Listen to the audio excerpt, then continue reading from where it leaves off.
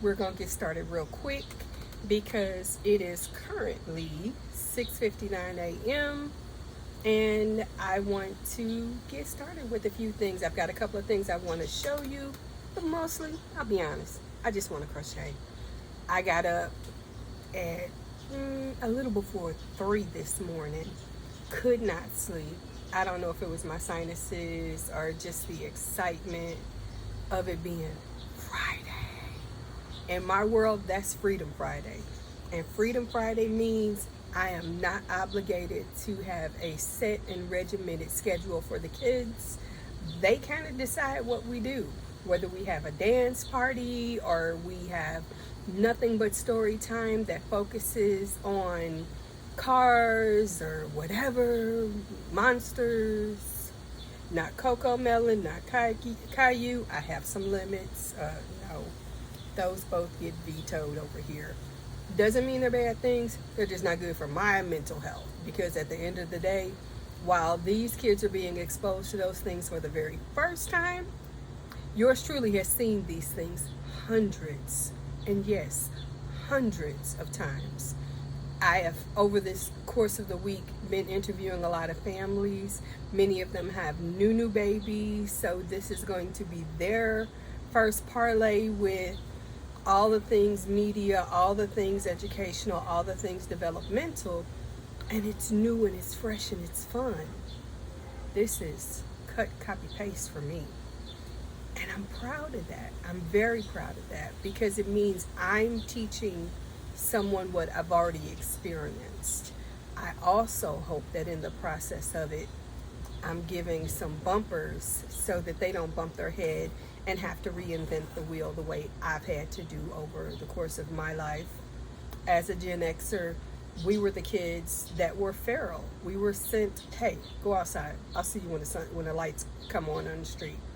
And as an inner city kid, in the summer, those lights didn't come on until 8:30, 9 o'clock.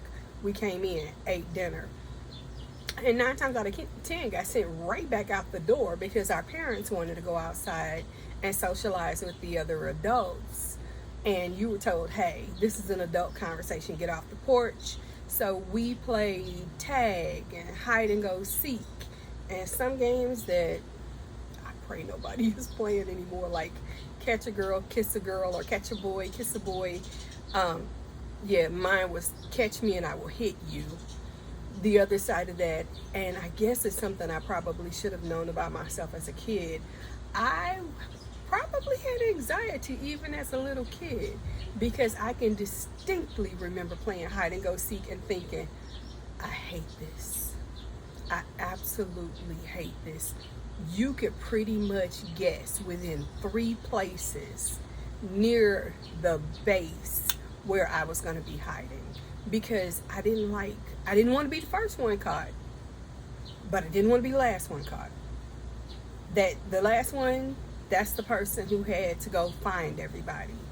And your girl don't like to be hot. Hence, my little fan is sitting right over here. Your girl does not run. Never was I a runner. Is that why I'm plus size today? Sorry, regally sized today. I don't know. Maybe, probably not. I'm not a runner. I don't like to sweat. I can remember being a little kid, and as one of the gifts I got, I think I was 4, I got this cute purple bike that had training wheels on it. And that summer, my parents took the training wheels off, and my grandfather took me out in the alley and was trying to teach me how to ride the bike. And he put your feet on the pedal. So I did. He's holding the seat sternly.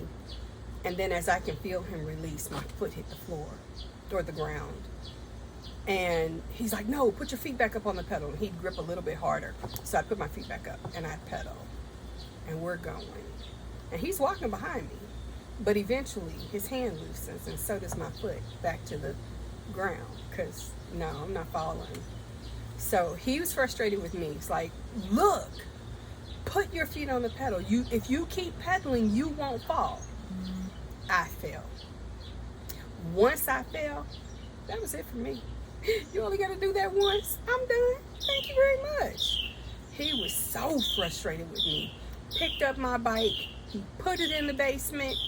He was like, we'll try it again later. So what did he do? We went around the corner. We had a corner store around the corner from us. I think her name was Miss Mary. Miss Mary had this corner store, and the corner store had everything. It had the penny candy, the penny cookies, chips, pickles. It had, I can see it, I can't think of it, a pinball machine. And ooh, you talk about a lady with some rules. This lady did not play. You better not bump her machine too much. You better not get too loud. If you get into a fight, I promise you she was going to come up behind that gate. She had this chicken wire fencing that she had over her shelves that separated the area from her shop. And there was a little makeshift door that she used that swung out into the area where the public stood. She swing that door open, and in her hand might be a belt, a baseball bat, a broomstick. Didn't matter. Keep in mind, this is the 70s. And she would waylay you right where you stood, and then call your mother and tell her she did it. Had no problem with it, and when you got home, I guarantee you were gonna get it again. Yours truly, I didn't play with Miss Mary. Miss Mary I was the respectful angel for the most part. But nonetheless, I didn't mess with Miss Mary because Miss Mary didn't play, and I was not trying to catch her hands.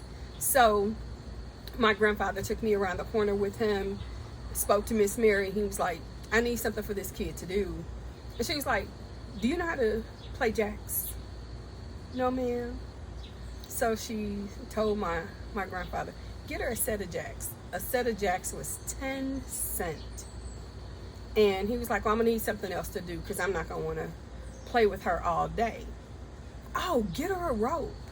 And the rope was 50 cents or $1. I don't remember. It was super cheap. So I got this rope with these 2 yellow handles. It was a green rope, yellow handles. And my grandfather asked, can you jump rope? Not real well. Okay. So he took me outside, and first he showed me how to skip rope. Again, I'm not even in kindergarten yet. I'm also unusually tall for a 4-year-old. I mean, I'm as big as your average 6 or 7-year-old child. So the other kids who are a little bit older than me kind of see me outside playing and take me under their wing, and they play with me, and that was fun, sort of. It's still hot outside. I'm not happy. But hence, I'm always a grouse when it comes to being uncomfortable. I will not be uncomfortable. It is just the way it is. Deal with it. Anyway, I learned how to jump rope. I kind of learned how to jump double dutch. Not very well. Still not good at it. And I don't jump anymore because there's too much of me to bounce. We don't do that. But my favorite thing was when he sat down on the top step of our porch and showed me how to play jacks. He taught me my 1s and my 2s, and little did I know that at the same time he's teaching me how to count in sets, he's teaching me the foundation of my multiplication tables. So a couple of days passed, and I can get the 10s all in one scoop. That's how big my hands were for a 4-year-old. I could scoop 10. Then he was teaching me tricks like how to bounce the ball, scoop them, flip my hand over the ball with 1 bounce, and then catch it. All in one hand. Can I still do that? I don't know. I haven't tried. But these are the things that are memories for me that make the good things about childhood stand out for me and make me want to be the person who 9 times out of 10 these children won't remember, because I'm getting them as infants and very early toddlers and even later toddlers into their moving to their kindergarten years. So 1 or 2 might remember me as I stayed connected with their families, but their day-to-day activities with me as their child care provider, 9 times out of 10 they won't remember, and that's okay. I'm planting the seed. I'm not there to water the grass. That's somebody else's job. But I will say this, for the things you do remember from your childhood, doesn't it really feel good? I know my grandfather was the father of 4 girls and 2 boys. So I'm sure he spent more than his fair share of time when he was at home. Excuse me. I needed that. Playing all the games for his kids, especially his girls. And we hope that a parent doesn't have a favorite child. You often will have a child who is more like you than maybe another child. That happens. But to absolutely flat out have a favorite, that's not necessarily cool. It's not seen as good. I don't have a favorite. Well, that's not true. I have a favorite girl and I have a favorite boy. I win because I only have 2 living children. I have one child who is an angel, and he was born still, so he is my most soft spot of me. And we won't spend a lot of time talking about that simply because it is an emotional thing for me. And even though it's been 24 years, it's still a very sensitive topic for me to this day. I am cognizant of the fact that after he was born, I was blessed, abundantly blessed, to become a mom again, and that is my 22-year-old. So as you might imagine, when challenges arose with his development, I was never under the impression that, you give up or you put him in an institution or you do any of the things that had been suggested to me based on the level of disability he was experiencing. All I wanted was grant me the tools that I need to help him. And they were granted. I smell something amazing. I don't know what it is. Please forgive me that squirrel moment, but I think it was my son. He just went in the house, and I think he's wearing this new fragrance, or maybe it's a new soap. I don't know. I like it, though. It's cute. So, having said all that, it was amazing to get to be a mom again. But he was the kid who put me on bed rest, and he was the kid that started me to more seriously consider learning how to crochet, because again, I was a knitter. So I had, knitting needles. I could have very easily bought, a leisure arts booklet with patterns for making a baby blanket and made a baby blanket and would have been perfectly fine with it. I was going to be on bed rest anyway, so it wasn't like I was going anywhere. But I wanted to do something new. One thing about me, I have artistic ADHD. I can be working on a project and loving the project, but simultaneously, I want something extra. I want something different. I need a palette cleanser, something that is offshoot from what I'm working on. And I've got that today. And we'll talk about that in just a second, but I want to finish about my grandfather. My grandfather, mind you, pulled that bike out because school got out in June with the other children, and I have a cousin who's older than I am. I have 2 cousins that are older than I am. So they were out of school, and he was keeping me. My mom and dad were at work. My brother was in preschool, so I'm home. And, excuse me, he tried in vain in June to teach me how to ride a bike. He did teach me how to play jacks. He did teach me how to jump rope. He taught me some really, really bad jokes that I will never say here because this is not the format for those jokes. Those were grown folks' jokes, and I knew them. Could hit the punchlines perfectly.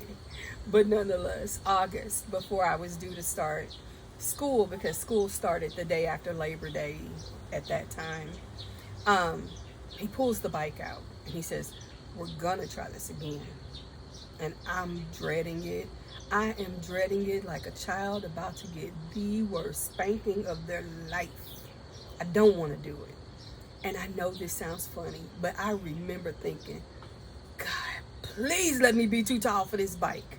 Because one thing about it, I grew very quickly.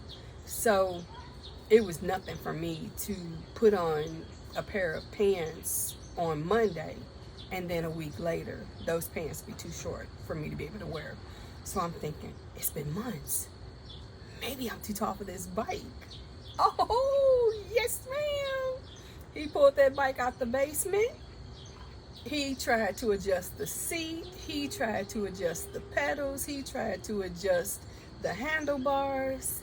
My knees were in the handlebars. I had grown that much. But this was a bike for a 4-year-old, intended for a 4 or 5-year-old child. So you can imagine a kid who's almost the size of an 8-year-old doesn't fit. And I didn't. So I never learned how to ride a bike.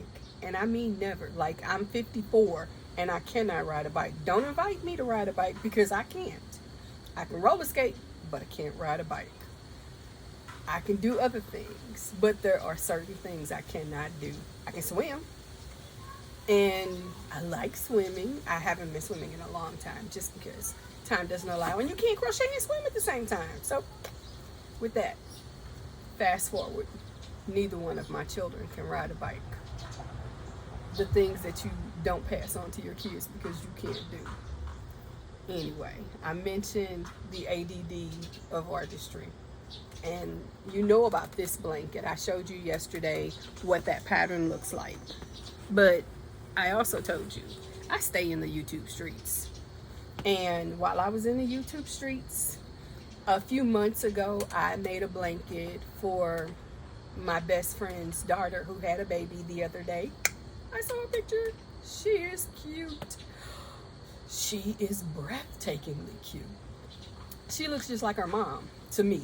And we know that babies change from time to time. And they look like this person one day and that person another. She's beautiful. She's going to be a winner chicken dinner all the time. No doubt about it. But this, the pattern for the blanket that I made for her was by Betty McKnit. And I think it was called the 6-Day Blanket. But of course I made a much smaller version because I made one for a baby. Now here's what I'm working on. This is my 6-day star blanket. I have just finished day 1. And I hope I'm showing that okay. It's got some curling to it because as we do, we fold and bend and adjust things to our specification. But yeah, like I need another project right now. Yeah, I kind of do. Meanwhile, and forgive me for getting all up in your face and all up in your screen because that is not what you need this morning, but it's what you got. Let me pull this. It's a magnet. I kept saying one of my challenges with doing this format of video for you guys is I don't have all of the YouTube tools and gadgets, and yes, I love a good gadget, to film myself crocheting. But this was something that I saw recommended.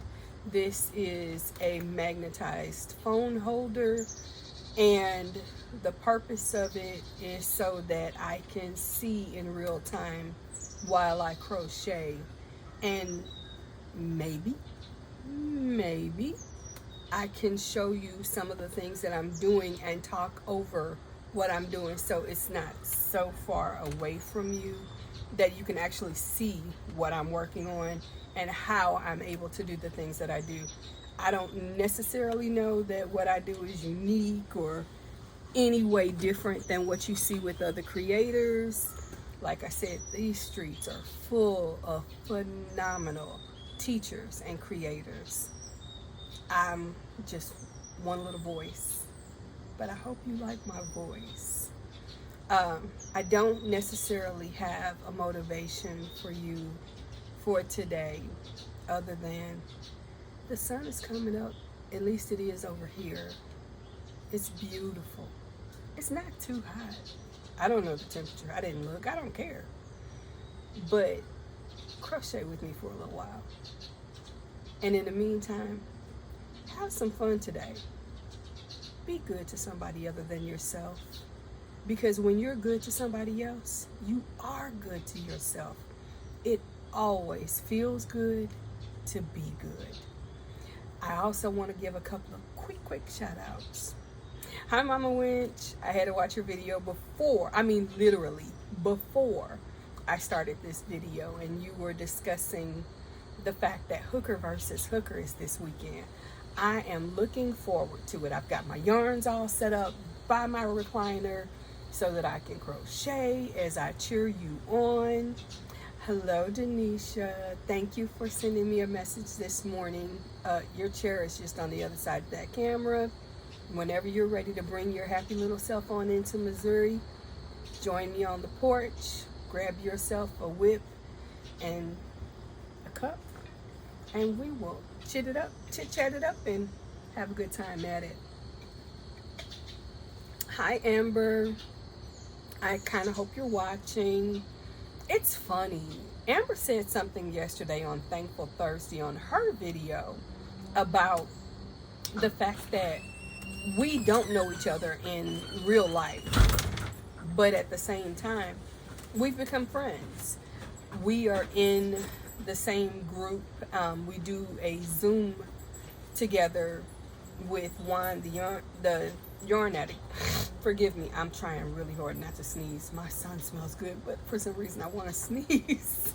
Anyway, Juan, the yarn addict, part of his members' benefits is the fact that he does a Zoom for us, which is unprecedented. And if somebody else does it and I don't know, I'm sorry, but I'm kind of team Juan there. So I don't always get to attend those Zooms. He does them twice a week.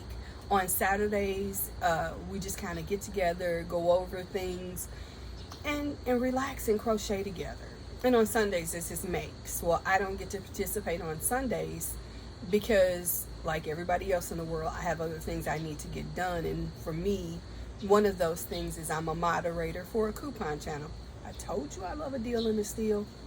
And my coupon guru goes live at the store that she shops at, and I moderate her chat. So I'm that person who's in the background telling jokes and kicking people out when they don't know how to behave. So the mommy hat is on at that time.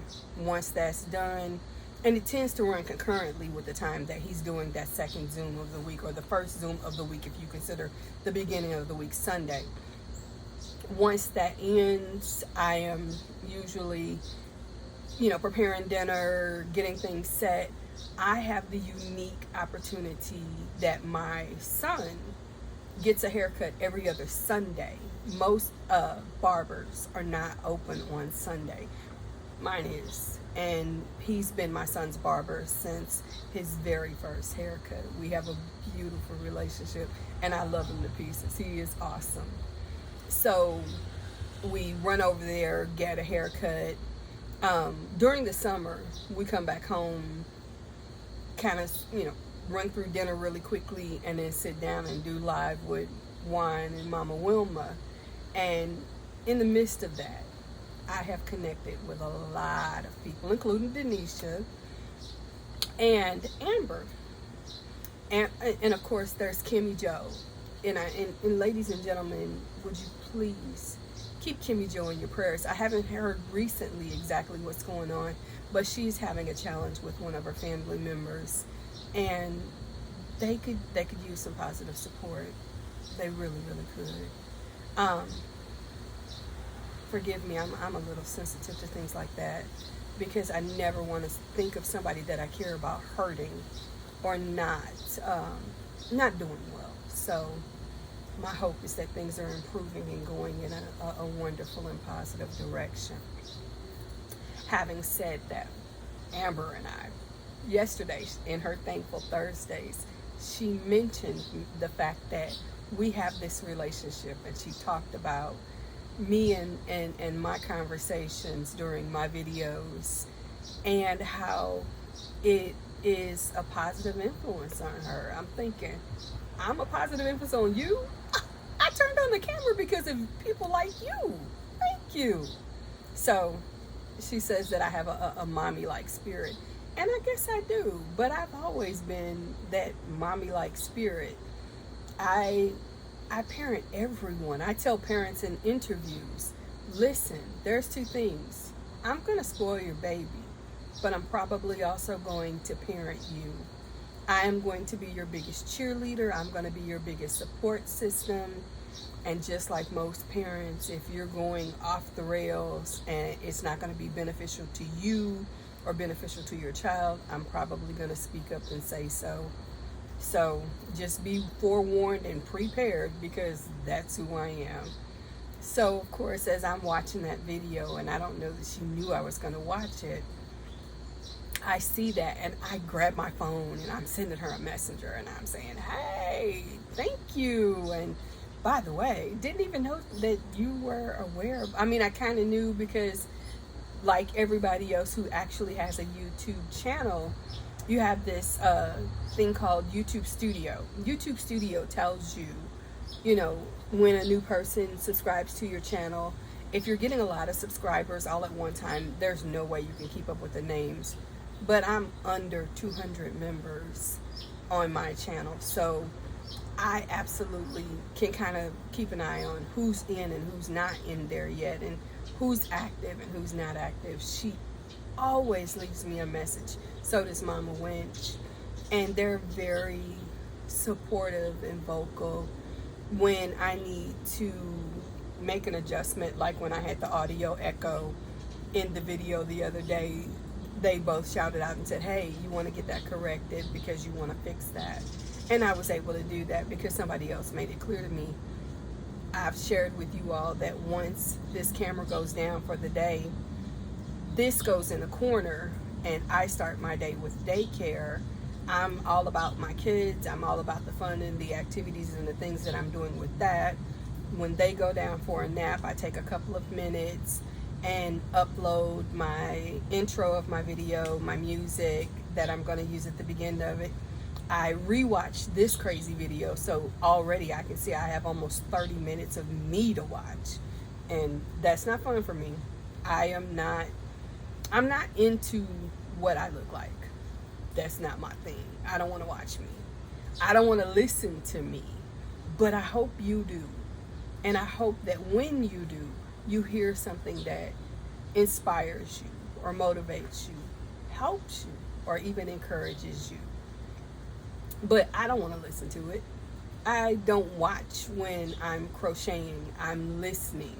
Am I hearing, the sounds around me repeat too quickly, meaning that that video is echoing and you might get an unclear image. So once all of that is put together, then I splice it into the creative format that I use, which is Canva Pro. And I try to stick, I'm remembering when I can, to try to stick a motivational statement at the end of it, and then an outro. From there, I watch it all the way through, throw it up on YouTube, and that is that. I go on with the rest of my day. 9 times out of 10, that's probably about the moment that one of my kids is going to be waking up, and I'm about the business of taking care of those kids again. If I have the opportunity, yes, of course, let's have something loud drop down the street. Sorry. Thank you for bearing with me. I am probably gonna put together something for dinner. Ordinarily on a Friday night, I wouldn't have an interview, but again, this is a crazy time for me because we are getting ready for families that are going to be going back to school. That means teachers who've had babies or who weren't satisfied with their childcare situation last year or looking for childcare providers this fall. So I am inundated, and I'm happily inundated because I've had children who've left my care because they've gotten older or because they need a different setting than what I'm currently providing, and that happens. I only get them for a minute, and then it's time for them to move on to the next setting. That means new openings, new opportunities to meet new families and new children and new love. I like that. I really like that. But with all of that said, let's crochet. Have fun. Be good. And I'll talk to you the next time. If I think of something else, I might speak up, but I probably won't. Till then, bye-bye.